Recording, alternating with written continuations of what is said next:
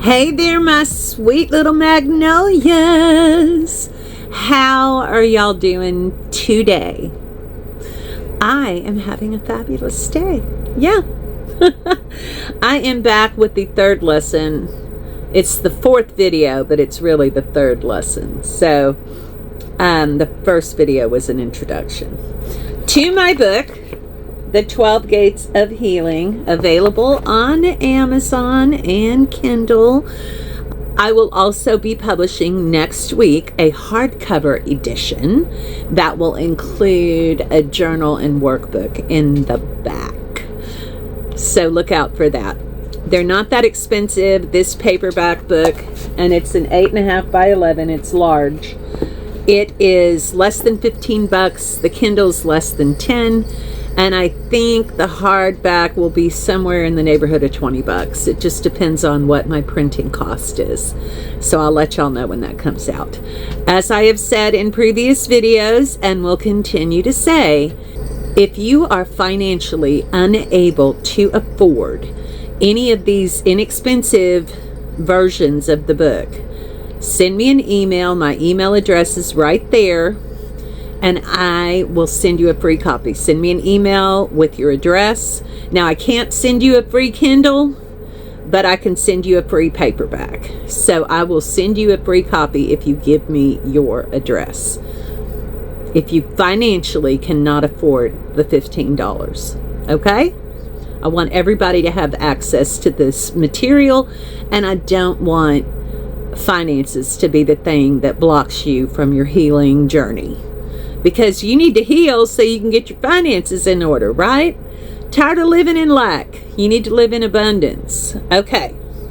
So yesterday we talked about the fact that you're not alone in your trauma, and then listing out your abusers and trying to figure out what their triggers are, what their coping mechanisms are, and also listing people in your life that you believe might have been traumatized just by their actions or their triggers or whatever. And then seeing if you share any of those same coping strategies or triggers. So that's what we did yesterday. Today we're going to get into the third key, and that is learn to love your broken and imperfect self. Now that's a hard one, y'all. Because remember, a lot of us child trauma victims, we blame ourselves. We think we are the fault. We are the reason why we were abused. We did something wrong. That is a lie. You are not at fault. You are not to blame at all, ever. So we need to let go of that blame that we have put on ourselves, the shame, the guilt, all of those nasty little emotions that are not ours, and learn to love who we are. It was a very difficult part of this gate for me the first time I went through it, especially when it came to accepting my body the way it is and loving it instead of calling myself fat and ugly, which is what I used to do every time I saw myself in the mirror or in pictures or whatever. I used to be just disgusted by myself. So my former abusers, each in their own ways, had convinced me that I was undesirable. My first ex-husband told me that I had to stay with him even though he was beating the fuck out of me on the regular, because nobody else would love a fat, ugly bitch like me. So that kind of thing stuck in my brain. And then my mother and her obsession with my weight. She was my first bully. And my brother bullied me about my weight. Kids at school bullied me about my weight. My brother was mean. He was hateful. Of course, he was also going through similar abuse as me because we lived in the same house. But the difference was he was the boy, he was the golden child. He couldn't do any wrong.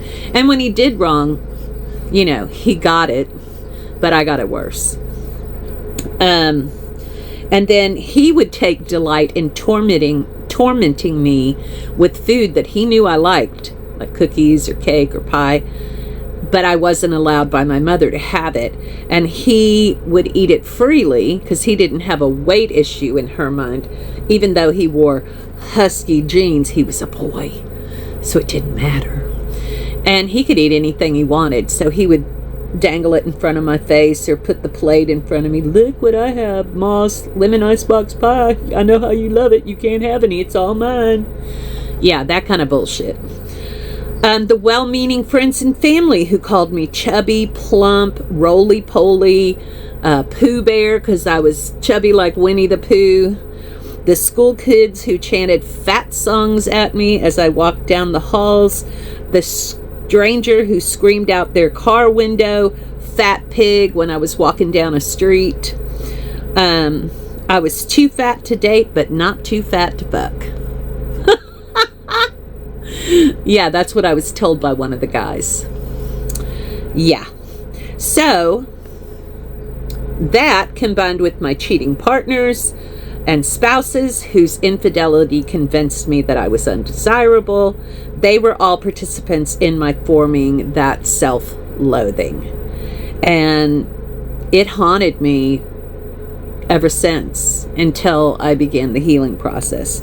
And even though I am much more healed at this point than I have ever been, I still struggle in this area sometimes. Sometimes I'll see myself in the mirror and I'll say, oh God, you're so gross. And then I have to stop myself because that's the old voices rearing their ugly head and speaking things to me that I know are not true, because I'm not gross. I'm a fucking goddess. I'm gorgeous. And any person who thinks otherwise can go jump in the lake, as far as I'm concerned. Looking back at childhood photos, I was not fat. I wasn't rail thin, but I was not fat. In middle school, I weighed 120 pounds and was 5'4". By high school, I had starved myself down to 110 pounds. And the only thing big about me were my boobs and my hips and ass. And the boys loved it. And because I had been sexually abused and molested from the young age of around 4 or 5, I was very promiscuous. You know, my therapist told me most SA sexual assault victims either are cold as ice or they're extremely promiscuous. I was the promiscuous side. And anyway, I believe that my food issues sprung from this type of bullying, and I'm still dealing with it decades later. But, you know, as I've gone through the healing and talked to my spirit team about what's the root, why do I crave pastries and cookies and candy, and about 2 years ago, the cravings just left. They just disappeared. Before, I couldn't pass a donut without eating it. Now, I'll have them every now and then. Before, I would buy a package of cookies at the grocery store when we were doing our shopping, when we were traveling, and it would be gone in the first day or two. Now, I've had to throw them away because they get stale. I don't eat them. I buy them because it's a habit, and because every now and then I want something a little sweet. But I end up throwing them away or giving them away because I just don't eat them. So the universe has healed that piece of me, and the rest of it is in progress. So trauma can cause long-term suffering. And what we have to understand is, in order to heal that long-term suffering, we need to go back to the root. Okay? The root. And that's what we're going to be looking at here. Yeah, it's not easy to look at the roots. You got to dig up the whole fucking tree, but we're going to do it. We're going to do it. And you're going to see, and you're going to heal. Trust me in this, because that's what I did.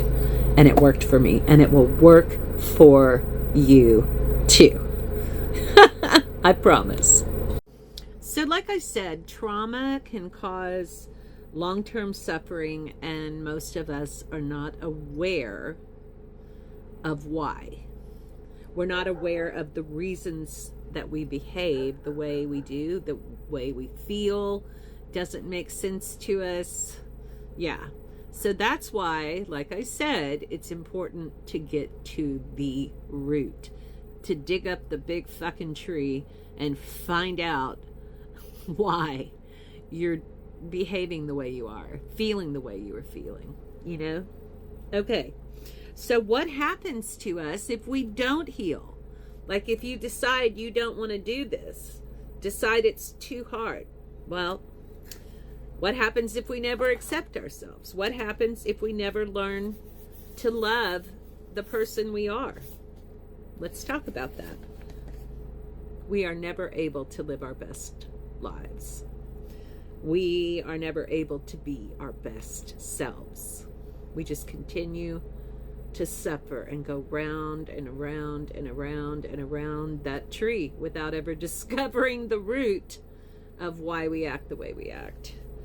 And we can never find true love, because if we don't love ourselves, then we're going to fuck up whatever loving relationship we try. Even if the person is completely healed and wonderful and treats you like a wonderful person would treat you, you're going to fuck it up because you don't believe you're worthy of that.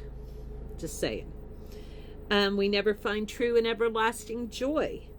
We live unhappy and often meaningless lives, or lives that chase money and fame and success, but never really bring us true joy. And then we often become abusers ourselves. That's the scary part. So, that isn't what you want, is it? No, that's not what I wanted.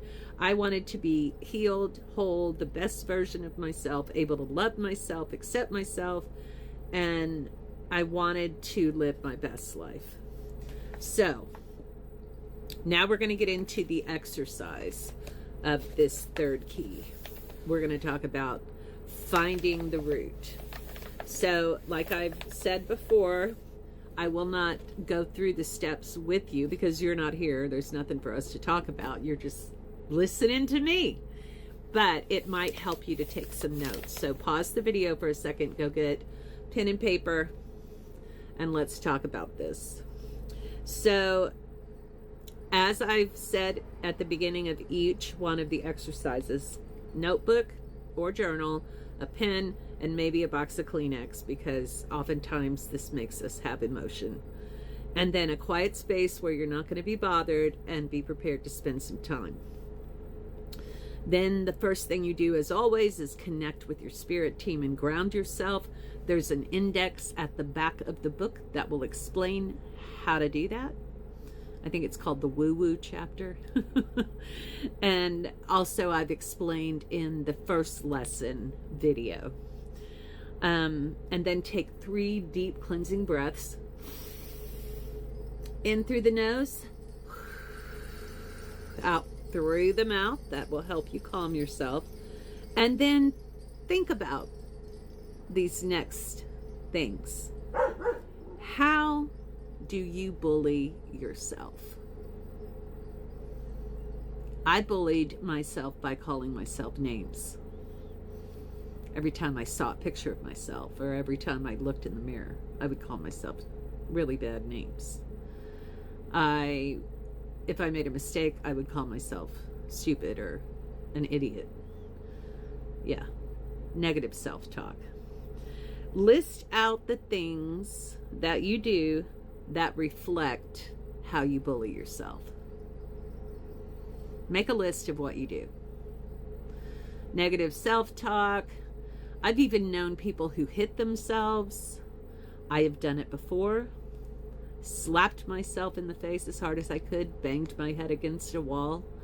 There are people who cut. There are people who do all kinds of bullying to themselves. So make a list of what you do to yourself.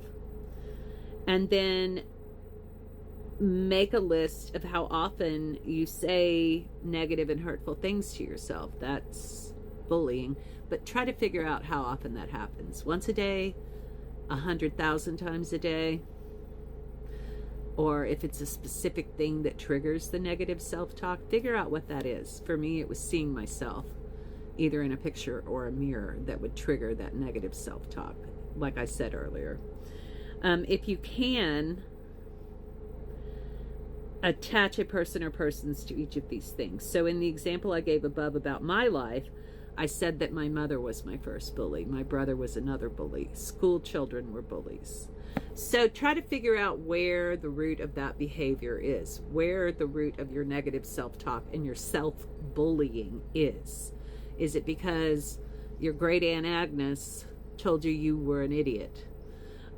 Is it because you were tripped and hit and whatever by the bullies at school? Was it because your parent told you would never amount to anything? Where did that originate? That's what you're looking for. That's the root. So dig up that tree, baby.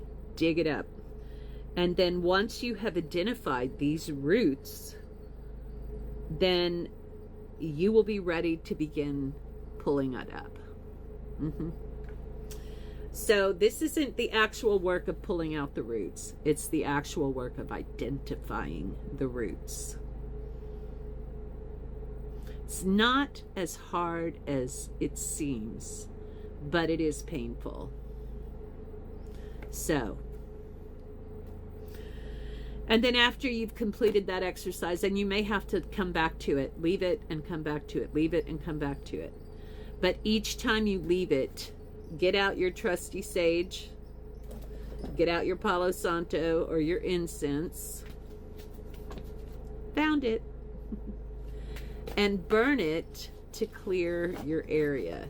You can also take a selenite crystal and clear your energy that way, because you don't want to take all of the emotion that this exercise has churned up with you out into your daily life, into the way you interact with people or whatever. If you're doing it at night before you go to bed, if you're doing these exercises, you don't want to take that to sleep with you. Yeah, so it's important to clear your energy.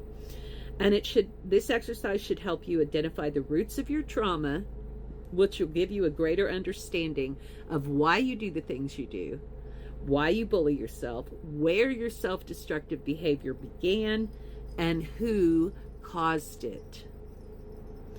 Knowing who your bullies were is not so you can seek revenge. That's not our job. That's karma's job. This exercise is not for that, because that would be counterproductive. And you don't want to engage in revenge fantasies. Oh God, they were so great. I'm sure a lot of y'all have engaged in revenge fantasies. I would just close my eyes and imagine the same thing that was done to me being done to those who did it to me. But that's not productive. It's fun, but it's very negative, and it's detrimental to your growth. At the end, this is the end of the Acceptance Gate chapter, so we're going to do a check-in real quick. And you need to ask yourself some questions when you get to this point, because this is difficult, what we're doing. It's not easy, and it's not going to happen overnight. This is not a couple of days of work and then bingo, you're healed. This is a long-term commitment. So we're going to do a little check-in here, as we do at the end of every chapter, and figure out if you want to continue. Okay, so are you ready for that? Okay, so we're going to check in. The first question you need to ask yourself is, how am I doing? How am I doing? Have any of these exercises helped me that I can tell yet? That's the next thing you need to ask yourself. Have any of these exercises caused me more pain? I can assure you that answer will most likely be a yes, because it's painful. But then you need to ask yourself, is that pain helpful? Is it helping you to see things from a different perspective, despite the fact that it's painful?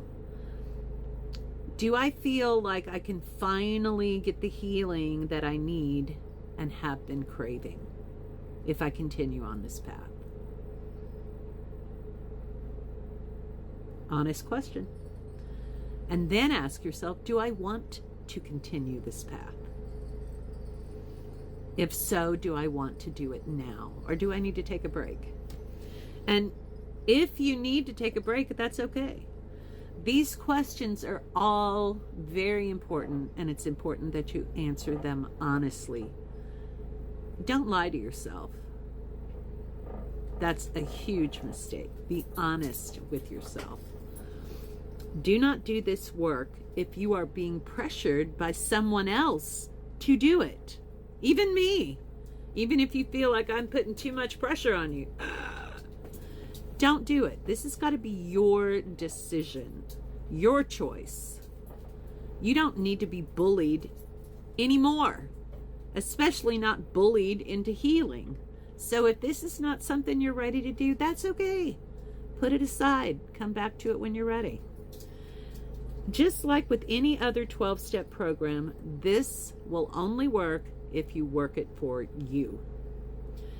But if you're not ready and you're not doing it because you want to do it, then it's going to fail. And all of this effort and pain that you're dredging back up would have been in vain.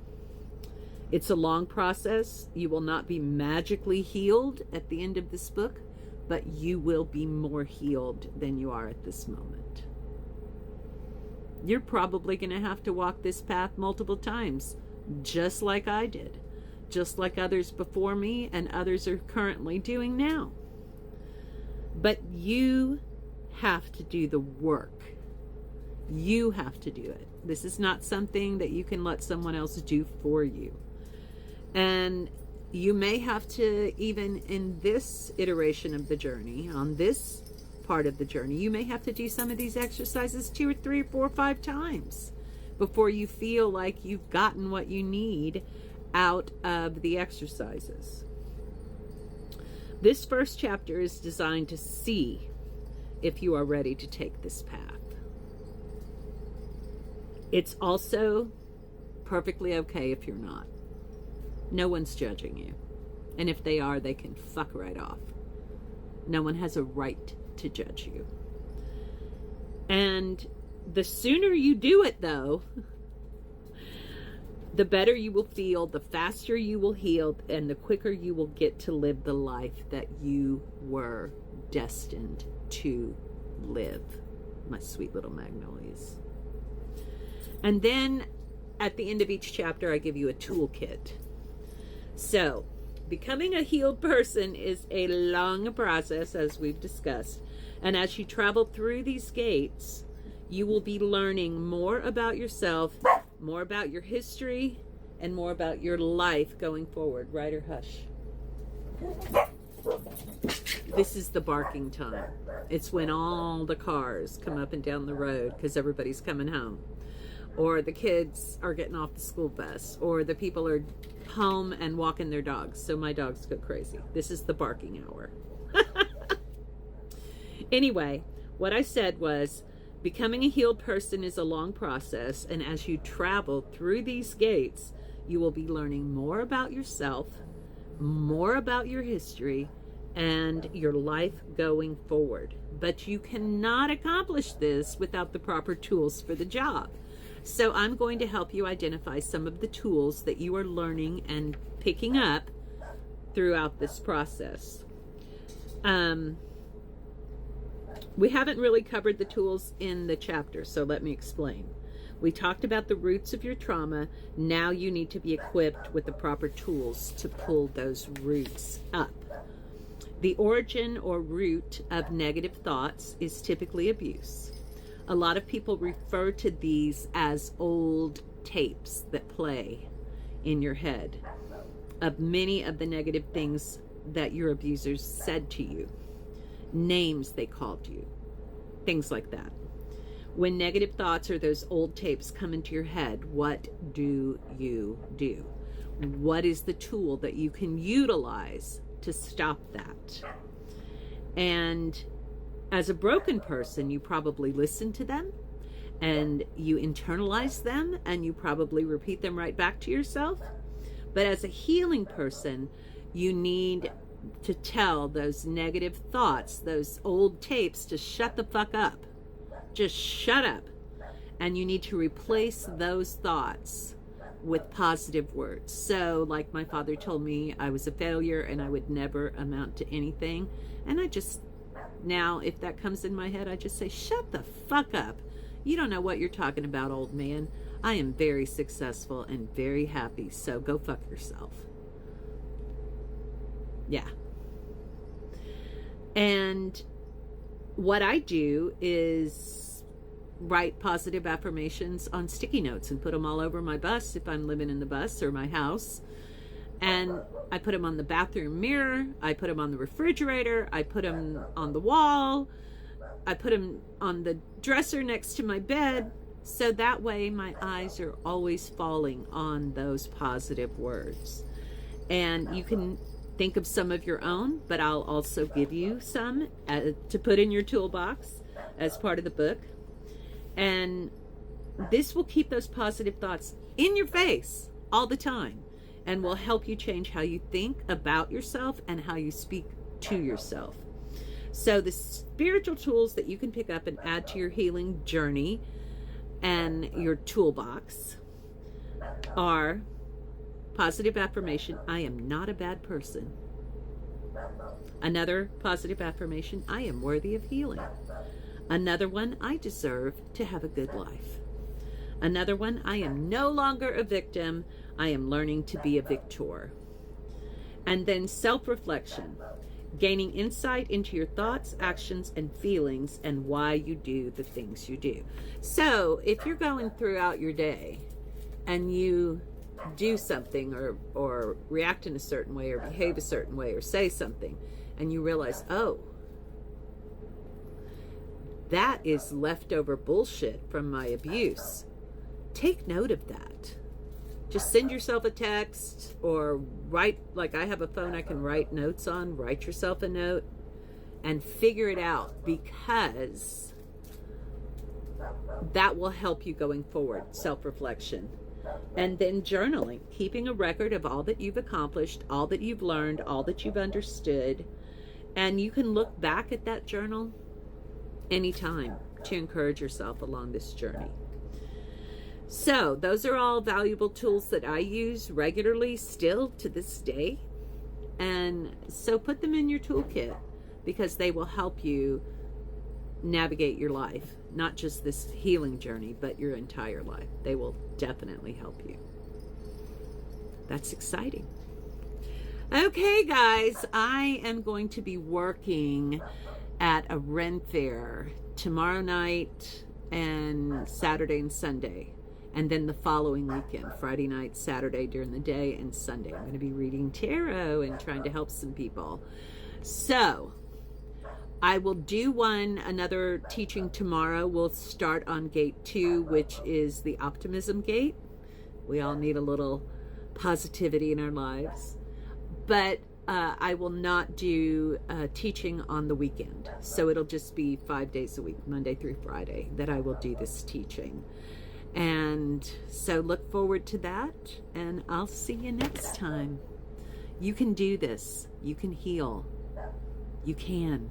I believe in you. Love y'all. See you next time.